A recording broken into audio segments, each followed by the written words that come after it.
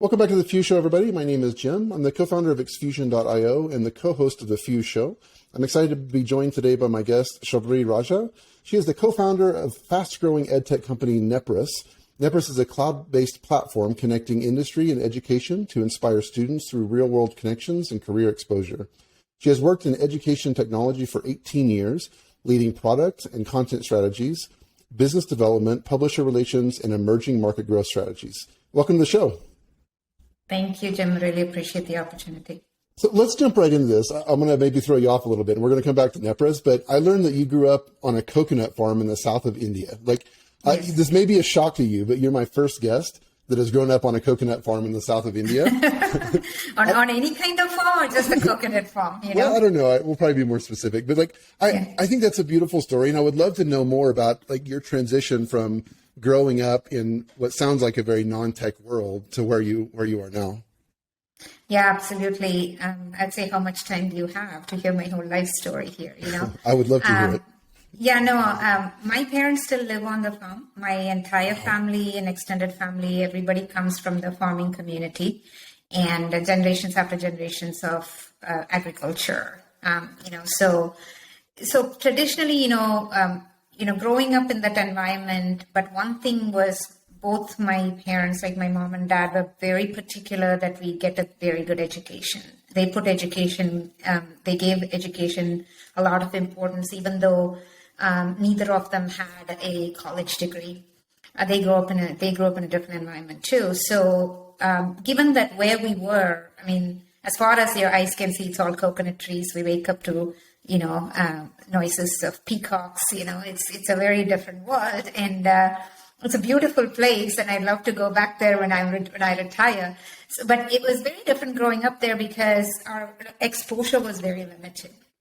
I didn't know much about the outside world, let alone the technology world, right? So the only way, my parents could ensure that we got a good education was by sending us to boarding school. And this was very typical in most of our families. All kids went to boarding school because that's the only way we can get a good education. So at the age of 5, I went to boarding school. And so my world was very limited to boarding school and coming back home during, summer holidays. And that's all I knew.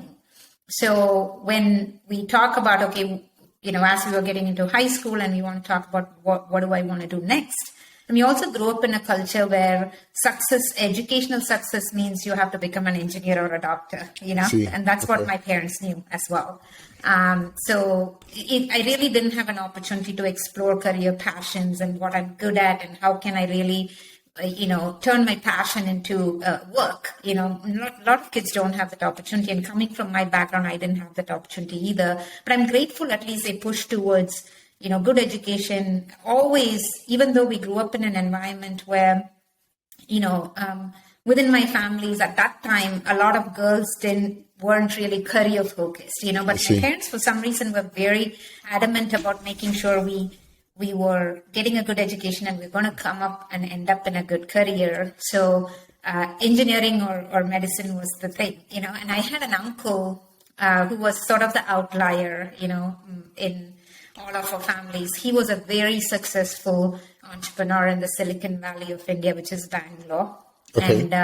And he was quite influential in what was possible outside of my bubble, because all of my family sort of respected him in a different way because he was so successful. He struggled hard to start a company. He owned a large printed circuit manufacturing company in Bangalore, and it was a very different environment. And every summer holidays, I ended up spending time there, and that's kind of where I got exposed to things outside of my own bubble of farming and boarding school and stuff, And I remember vividly on one of our trips, I used to go with him to his office and the manufacturing facility and stuff during some of the holidays, and he pointed out to sort of this sprawling campus called Biocon India Limited. And he said, do you know who founded this company? And do you know anything about Biocon?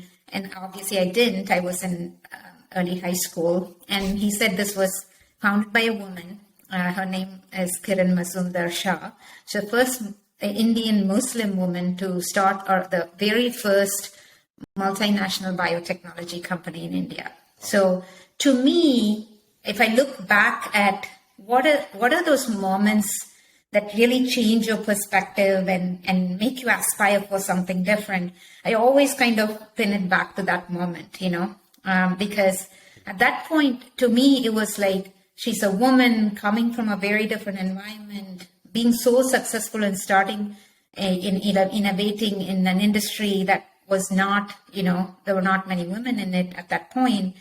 And to me, that became sort of an aspiration and a goal to say, she can do it, I can do it too. I mean, she's doing it at a different scale, but that was sort of a remarkable moment in my life of saying where it opens up your world together, And until today, when founding Nepris was very personal for me, because that, it doesn't take much to inspire students and open up their possibilities, what we call occupational identity, right?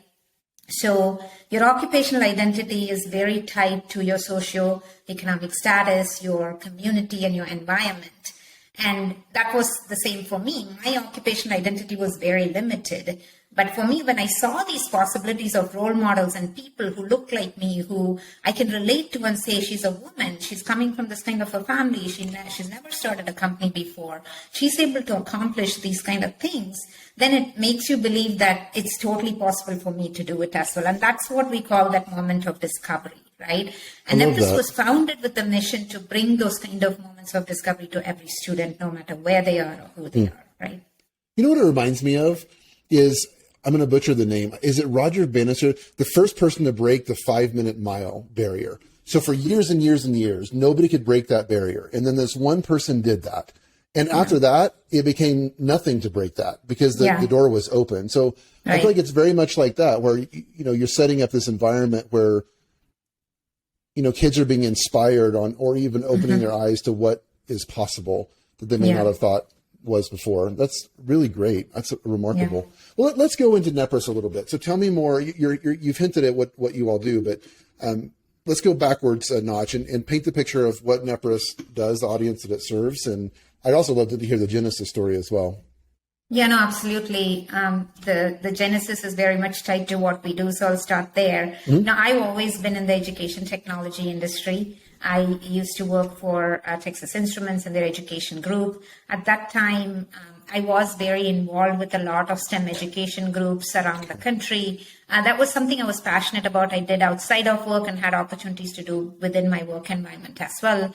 Got exposed to a lot of these groups across the country that were trying to sort of bridge this gap especially for girls and minorities, because the STEM pipeline was a big issue that the country was facing. Not enough kids were coming out of this pipeline qualified to take the STEM jobs that many of the companies had. And then if you look at the numbers of minorities and girls who were taking these jobs, those were much, much lower. It still remains a problem, but it's gotten a little better, right? So we started with that focus, but I got involved with a lot of these groups discussing this issue of what is the role of industry in education. And many of these community groups were getting together, were having, day-long conversations and about what do employers have to do, what do higher education institutions have to do, what are role of community colleges and intermediaries like chambers and economic development, how are all these people connected to K through 12 and sort of building up that pipeline even starting as early as elementary school. And being part of many of these conversations, I was part of one such event I think in Richardson, Texas. And you had all of the major company leadership and representatives in there. You had the higher education people, all these different stakeholders in the room, having, amazing discussions. And at the end of the day, there was a whiteboard full of wonderful ideas and a nice happy hour. It was a great networking event, right? And then everybody goes home and maybe one or two things happen here and there because some companies are a little more proactive. But being part of many of these conversations, what was evident to me was all these stakeholders were taking the time to come and have these discussions. But when you leave the room, there was really not a clear plan for how they're going to engage with these schools. How are you going to actually, make an impact on students? And technology wasn't playing a role in connecting these communities at all. There were a lot of people doing sort of in-person events, and like a local chamber would host sort of a career days as such, or, even working for a large Fortune 500 company, I was often asked to go into schools to talk about myself and my career. And I would show up in these classrooms and, take half a day off and go to these schools and get into these classrooms. And I'm talking about my background and my career, and most of the class is not interested. They're like, I have no idea, what's going on. They're happy that they have an off period, but nobody. I mean, unless I'm doing something exciting, like roller coaster design or game design or movie producing, it's really not going to excite students. For somebody to like a warm body to come into your class and generally talk about their career, it's better than nothing, but it's not as sticky, it's not as impactful. And I personally experienced that. So taking into consideration all of this, myself and my co-founder Benu, we were in a unique position to say, we were coming from these corporate environments. We had technology backgrounds. We understood the education space. So we were able to sort of connect all these dots and say technology has to play a better role in connecting all these communities, specifically employers to students, virtually, because that's the only way to scale, so that we can bring career exposure by bringing relevance to learning. That career exposure doesn't stand separately. That's something you do once a year during career day. But our whole vision was, if you're learning about rocks, the classroom should be able to talk to a geologist. If you're learning about ratios and proportions, you should be able to see how architects apply ratios and proportions in their work. If you're learning about pneumatic devices, if General Motors can show you how they use hundreds of pneumatic devices in the process of building a car, then all of a sudden, all the dots connect. Students are more engaged. And the number one reason that 47% of students who drop out do so because they don't see the relevance of school. So our whole idea was, we set out to bring that relevance by using a technology platform to connect working professionals directly with classrooms and students to bring that relevance to learning. But in the process, bring career exposure, right? In the process, they're seeing people, places, experiences that they normally would not have. And a key underlying mission was also to bring equity of access, because many times we forget about the rural schools, and many times urban lower socioeconomic schools, they may be in an urban area surrounded by your Googles and Intels and Facebooks, but they still don't have the network and the wherewithal to know how to connect into those companies. These children are coming from families where they don't have, people in these professions within their own communities. So their occupational identity is very limited. So anyway, putting all this together, that's what we set out to solve, is building a technology solution that can scale, that can allow companies to connect with thousands of students across the country without anybody leaving their office.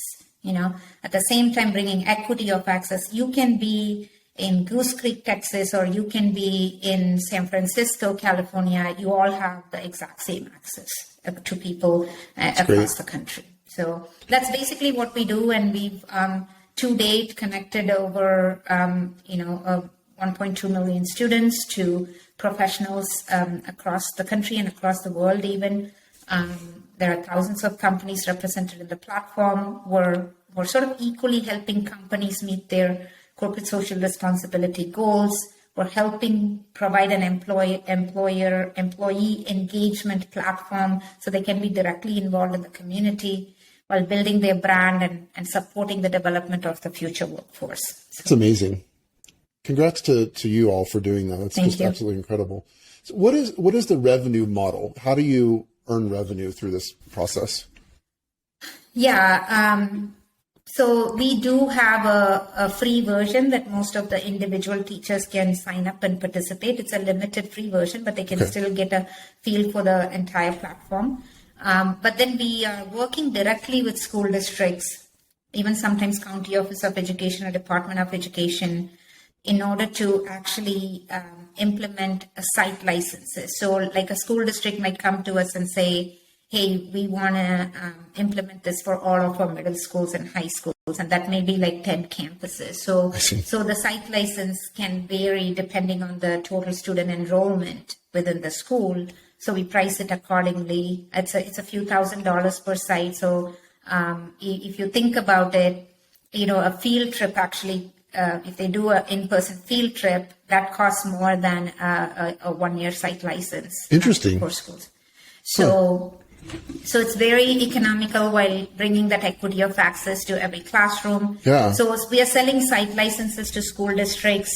And then we do actually on the company side, because they are sort of the givers of time and knowledge, there is no fee for companies to participate. But some companies actually want to go one step further and have a branded platform, put their branding on it and start tracking all of their employee engagement, and have more of the data analytics and measure the impact and such. When companies want to do that, then we do have an upsell opportunity to companies who want to go take it one step further. I see.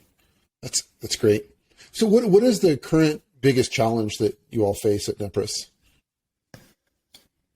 Well, so I think this is true for most companies right now. It's a challenge and an opportunity because no one planned for a global pandemic, right? So last year was quite challenging. A lot of people came to us and said, "Oh my God, you guys are so perfectly set up for this.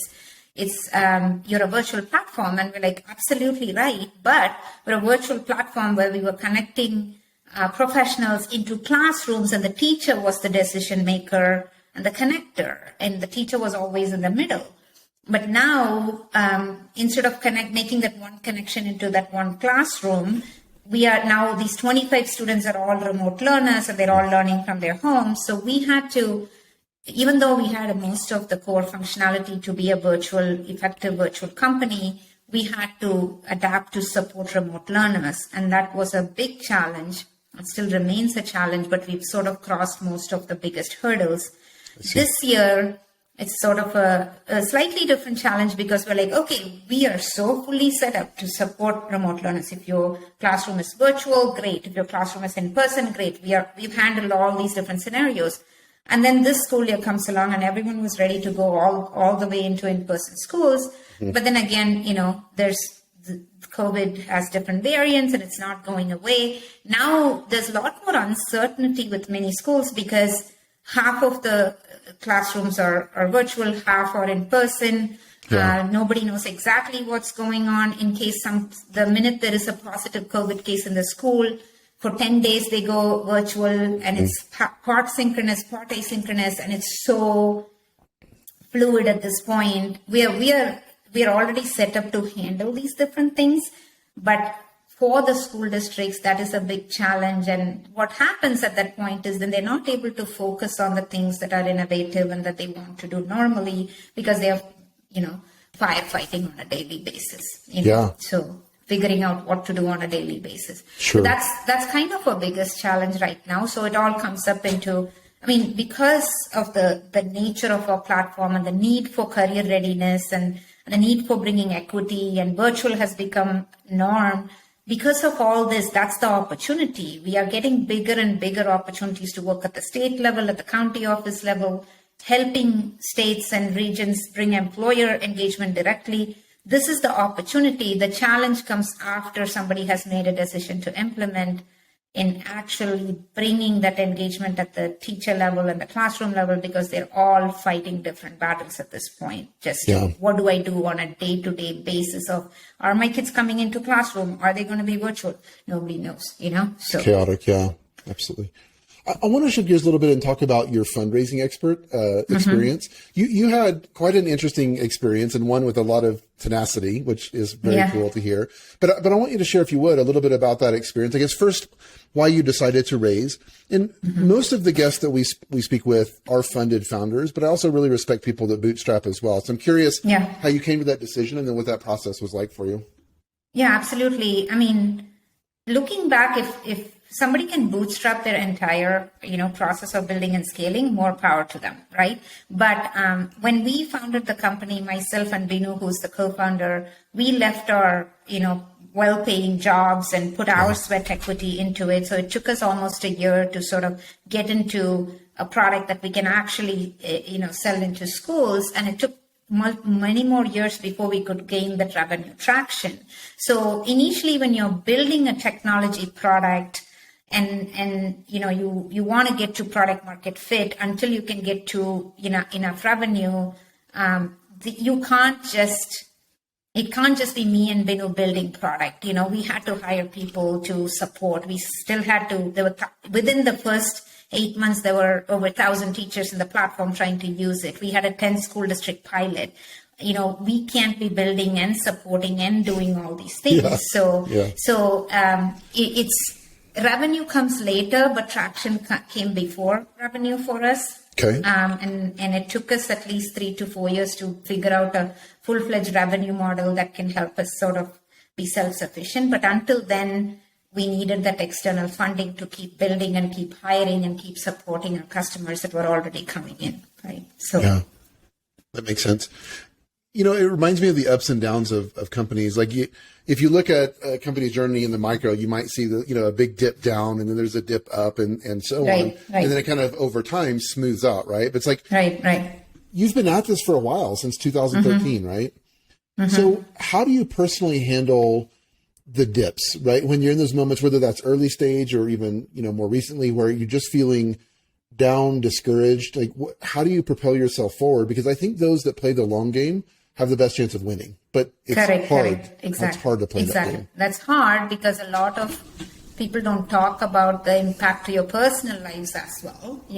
When entrepreneurs talk to me right now, I always say, make sure you are starting this company with someone who has the same level of risk tolerance as you, because the first thing that can completely create a lot of stress and bring down this whole process is if you go in with rose-colored glasses and think, I'm going to start a company, I'm going to raise money, I'm going to make revenue, and then I'm going to exit, and I'm going to, if that is the goal, then it's a very few companies actually go through that process and in that time frame, right? Sure. So especially in education technology, it is a long game. And especially when you're building a company that is focused on impact as well, it's a longer game, right?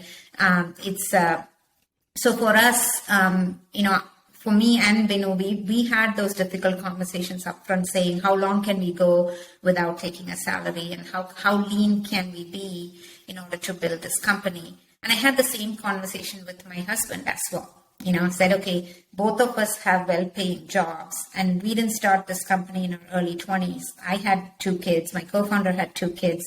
We had a certain lifestyle. We had a house. We had mortgage. We had car payments. So all of a sudden, if we say, and we were well earning in mid-level management at that point. So if we had to step out and tomorrow, half your income goes away in that household, are we going to be okay? Scary. And for how long, right? Yeah. And that does cause stress. I mean, that personal financial stress cannot be overcome easily. So going into it with both eyes wide open, instead of putting these rose-colored glasses and painting a picture and believing in your own BS is what I call it. That's really funny. So you put together this amazing 5-year forecast, and you start believe. I mean, of course, there's some belief in it, and you want to get there, but you also have to be realistic and say, if this doesn't happen at this pace, according to my first financial forecast, by year 3, we were making 50 million in revenue. By year 3, we had raised a Series A, and in reality, we raised a Series A in year 6. So okay. It was 3 years later. Everything that we forecasted came 3 years later, but we had to make a lot of choices. But I think having the support of your spouse is so important, and planning for sort of this financial gap within your personal lives was really important. We had to be realistic and say, how long can we go without, if we couldn't afford to take a big paycheck while we are still not bringing in much revenue. Sure. So yeah. There were a lot of dips like that. But the other thing I also say is I never hesitated to ask for help. I didn't know this fundraising process at all. I didn't have any networks of investors, didn't know anything, didn't know how to do anything. So it's always, I believe in sort of building those, putting in the effort to build those relationships. And by now I have so many great relationships in this industry of people who are just well-wishers, who have experience, who are willing to take the time. And when in 2017, I had to sort of really sit back and say, what are we doing? We have so much momentum. People love the product, but we're not able to build traction with revenue because we hadn't put in the time to build up a proper sales team. And in the back of my mind, we knew we had to do that, but we hadn't prioritized it. And we didn't have luck hiring the right salespeople until that point. At that point, I had to stop and get help from some of our board members and investors who have that sort of sales background and experience, spent hours with them trying to understand what do I need to do and how do I do it, willing to take that feedback and really listening to people who've been there, done that. And then I had to, based on their recommendation, I worked with a consultant who was VP of Sales and Marketing at a similarly growing company, talked to other recommended VPs of Sales and Marketing in other companies, learned a lot in that process, asked for help in hiring, and we hired a VP of Sales and Marketing ourselves. And that was a turning point for us, but it was a 6-month process of being in the doldrums thinking, oh my God, if I don't do something right now, we have an amazing product, but if we can't figure out the revenue model and how to build a sales team and repeatable sales process, then understanding your own gaps and weaknesses and surrounding yourself with people and asking for help and taking that feedback and applying all of that, that really was what turned the ship around for us in 2018. That's and great. Since 2018, we've had 100% year-on-year growth. Wow. So I think you figured out tremendous. What's that? I said, I think you figured out sales. Yeah, we figured out sales and we hired the right people. At some point, you have product market fit. Hiring becomes such a critical part of being a founder and CEO is learning how to hire the right people. And you tend to make mistakes, and I'm still making mistakes, So, but that was a critical decision for us, is to put in once we had a nice package of value proposition, product market fit, and a model that can actually sell, we needed to bring in the right leader to help me, build that team and start selling. So let's start to wind down by talking about this last segment that I want to bring up, and that is your TED Talk and the things that you shared. I've had several guests that have had TED Talks, and I always watch them because I want to know what they had to say. But I have to admit, I was actually very interested in yours because it's personally relevant. And you talked about the power of, and I know networking is such a kind of an icky term, but it's building genuine relationships. And you talked about strong tied versus weak tied networks. Mm-hmm. And that you said that it's the people in your weak tied network that have connected you to people that have helped you grow the company. So I know this is a big topic. We could spend hours on this, but I'm curious how you do that. And I know you were talking about, sort of leading with value, but let's take maybe a specific situation. You go to a conference, you want to get the most out of it. You want to meet people, you want to add value, you want to make yourself known and what you do known. What's your strategy to do that, to make it actually useful for both parties? Yeah, no, conferences is one thing, but I think in my TED Talk, I talk about how Nepris came about and who were the first customers and first investors. Yeah. And remember, you were embarrassed when you walked in the door. You were late, right? I was late to a meeting, and thank God I was late, right? Because that was another example of an event and a conference. I was late. I was made to sit at this table where we had the general manager of a large company, technology company, a high school teacher from the local school district, career and technical education teacher, another CTO from a large urban district at my table. And, long story short, Pam was the teacher at the table. She became the very first teacher to use Nepris, very first session. Sam, who was working with the CTO office in one of the largest districts in this DFW area, they signed our very first district-wide pilot. And Kent, who was the general manager for TIDLP at the time, became an investor in Nepris. And that didn't happen by, even though the way I ended up at that table was by chance, how they got involved with Nepris and how that helped propel us to that next level wasn't by chance, because that's where I think people go to conferences, collect business cards, and I'm guilty of this. I have a stack of business cards. I have a shoebox after business cards that I finally threw out. And, you really, you feel like, okay, I've met all these people, but what are you doing after that? And that was the same for me with Pam, Kent, and Sam. I could have just connected with them on LinkedIn, forgotten about them, and, maybe impact would have happened somewhere else. But I intentionally followed up with each of them. I then went to lunch with Pam. I explained when we decided to start Nepris, I went back to her, sat in her classroom, asked her a lot of questions about what are your pain points and would you use a platform if we were to help connect you to industry? Why would you want to connect to industry? And she was very influential in helping us validate our assumption that this was a real problem that was there, and we did our very first session with her classroom and General Motors, Arlington. That was our very first session. And then Kent was already a very successful leader, leading a large department in a Fortune 500 company. So I went back to him and had multiple meetings where I never asked him to invest in the company. I always tell people, don't ask people for money, ask people for advice, So, brilliant. Okay. Yeah. So the process of asking people for advice, Kent became a valuable early advisor, giving me feedback on leadership and what to look for. And when that happens, when it's sort of like you're reaching out to somebody, you're asking for their feedback, you're sitting and listening. Listening is a skill that I had to develop over time because my brain is always working and I want to say a lot of things, but I have to force myself to listen. Yeah, I know that. I know that feeling.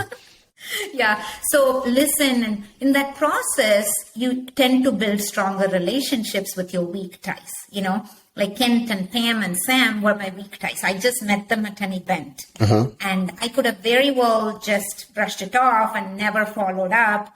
But when I followed up, then that weak tie became a stronger connection and they became influencers and advocates, early advocates of Nepris. Pam became our first teacher to use it. Kent at some point said, I'm really intrigued with what you're doing. I want to have an opportunity to invest in your company. Sam actually made the connections to make that first pilot happen for Irving. These were all, pivotal moments in the history of Nepris because the first pilot, the first teacher to use it, first round of funding, without these, we couldn't be where we are today. So that's really, a lot of this, I learned about these weak tie and strong tie connections and the research around it through this book called Who You Know, Building Student Social Capital.